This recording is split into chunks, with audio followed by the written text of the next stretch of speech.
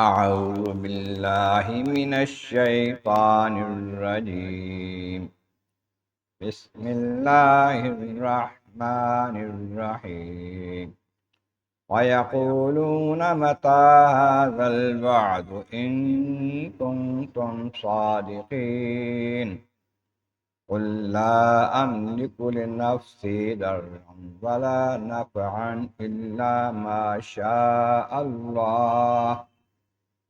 لكل أمة أجل إذا جاء أجلهم فلا يستأخرون ساعة ولا يستقدمون. صدق الله العظيم. حمد و ثنائے رب کریم اور درود و السلام بر سید کائنات کے بعد سورۃ یونس کی آیت نمبر 48 اور 49 تلاوت کی گئی ہیں، جو 11ویں پارے کے 10ویں رکوع میں ہے۔ اس سے پہلی آیتوں میں بتایا گیا کہ محبوب ان کفار سے جو وعدے ہم کرتے ہیں، ڈر سناتے ہیں ان کو عذاب کا، اگر آپ کی ظاہری حیات طیبہ میں بھی ان پر وہ عذاب آئے اور آپ دیکھ لیں، جیسا کہ جنگ بدر میں ان پر آیا، یا آپ کو ہم اپنے پاس بلا لیں، پھر بھی انہوں نے ہمارے پاس تو آنا ہے، اور اللہ تبارک و تعالی ان کے سارے کاموں سے باخبر ہے۔ ان کا عذاب تو آ ہی جائے گا، قبر میں بھی، حشر میں بھی۔ اور ہر امت، ہر قوم کے لیے ایک پیغمبر بھیجا جاتا ہے، پیغام دینے والا، اللہ تعالیٰ کی طرف سے حق کی باتیں سنانے والا۔ جب ان کے پاس آ جاتا ہے پھر نہیں مانتے، مخالفت کرتے ہیں، تو پھر ان کے درمیان انصاف کے ساتھ فیصلہ ہو جاتا ہے، ان پر زیادتی نہیں ہوتی کہ ان کے کاموں کے مطابق ان سے فیصلہ ہوتا ہے۔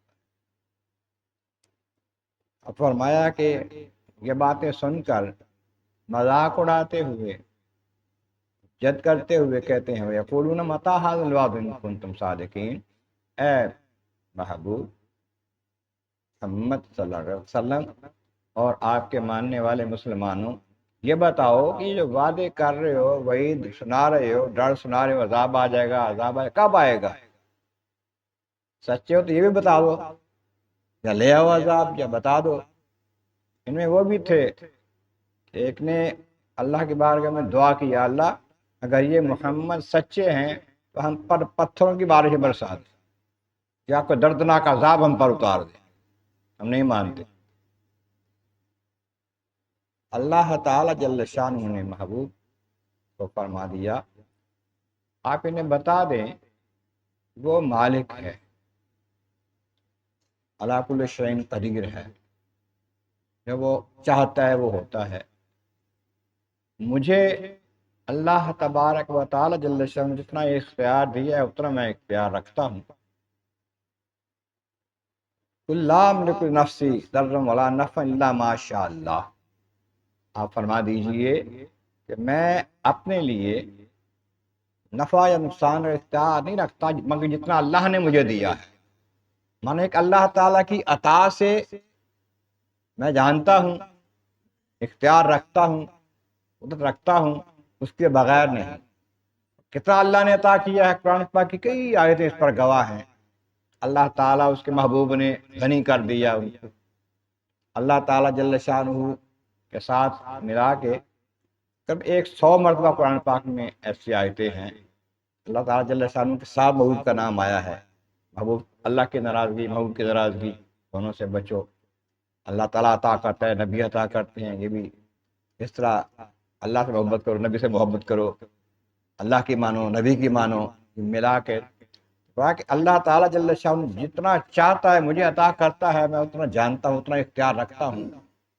لیکن یہ جو تم پر عذاب اتارنا ہے نا، میں چاہوں تو ابھی اتار دوں، لیکن میرے واسطے یہ نہیں ہے۔ کل امت اجل، ہر قوم کے لیے ان کے اعمال کے مطابق جو ان کو بدلہ جزا ملنا ہے اس کے اجل، مقرر وعدہ ہے، اجل ہے، ایک مقررہ وقت ہے۔ جو طے شدہ ہے، لوح محفوظ پہ لکھا ہے، اللہ تعالیٰ بھی جانتا ہے، اللہ کی عطا سے نبی بھی جانتے ہیں، وہ وقت مقرر ہے، اس واسطے جلدی نہ مچاؤ۔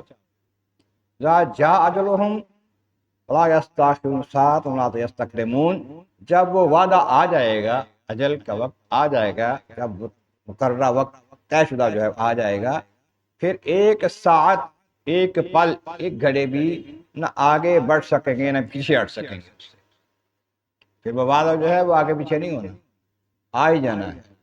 اس واسطے ڈرو اور اللہ تعالیٰ کے لائے ہوئے بھیجے ہوئے پیغام کو مان لو، اللہ کے نبی کو تسلیم کر لو، ان کی نبوت کو، رسالت کو مان لو، جو باتیں بتاتے ہیں ان کو تسلیم کر لو، تمہارا بھلا اس میں ہے۔